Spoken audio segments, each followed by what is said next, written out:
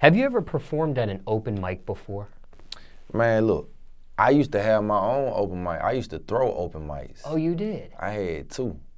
Yeah, real talk. To be honest, I done had 3 in my whole life.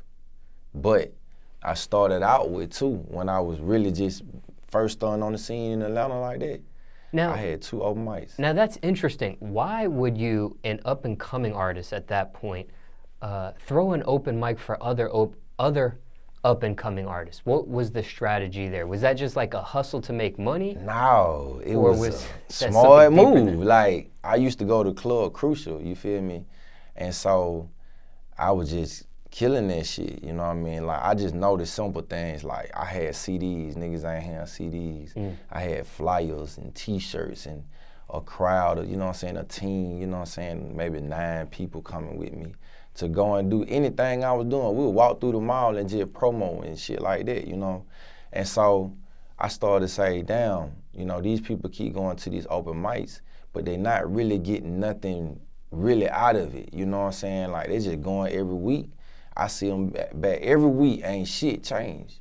And so I created a platform where artists got to learn about the business, you know what I'm saying? And then I would bring in different like label people and radio people, like Lil Bankhead was doing one of my first ones, you know what I'm saying?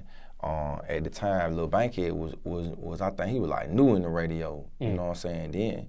And he was on one of the open mics, and then I had another open mic, you know what I'm saying, like at a little spot downtown on Marietta Street, you know what I'm saying? But it was bunking, you know what I'm saying? People got deals, you know what I'm saying, out of it. People got different plugs on the radio out of it, interviews, and you know, just learn, and money. Yo, we was giving away money too. Yo, real shit. Now, I think, if I'm not mistaken, I think Chance the Rapper in his hometown of Chicago does something similar. He's got like an open mic or some sort of platform where he, you know, helps cultivate the talent and stuff. Kind of like sounds like what you did. Yeah. And then I had the fan base too. But you had 2 open mics going on at the same time? Yeah. Did you one feel on like one day and one on the other day, you know what I'm saying? You didn't feel like you were competing with yourself? No. And have one giant open mic for the month or something like that? No, because see, at this time, open mics wasn't like how they are now. Like in Atlanta, you might got 4 or 5 open mics every night. Oh, back then it was like, shit, it's 2 nights open. Ain't nobody doing nothing. Shit, we're gonna do it. And then it was 2 different clubs. It was like, this was one type of club, you know what I mean? I had it at the White House by Turnerfield. Okay. Yeah, house Downtown. party. That's what it was called. Yeah, sure did.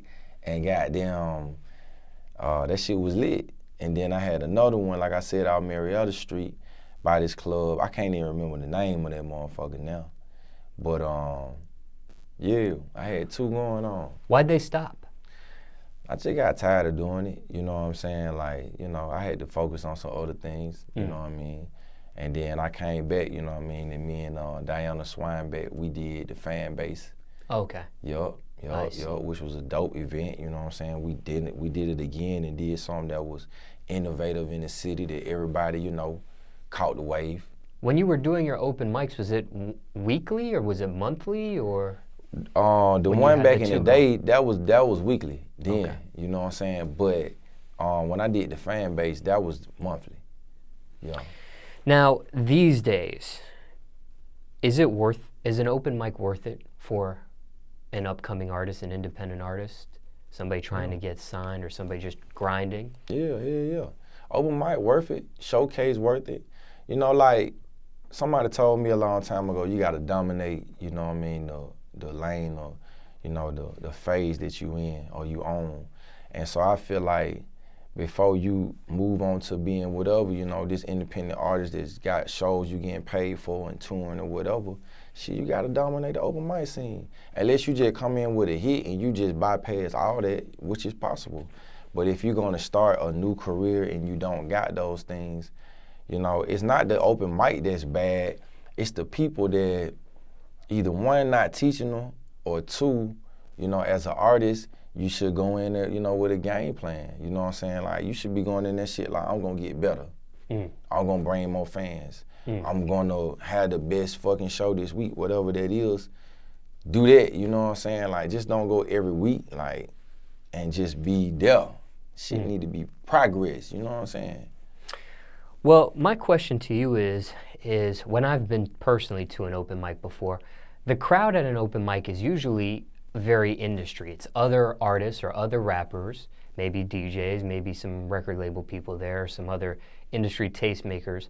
But that is not like a fan base. Well, from the one that I've been to personally, I've been to several.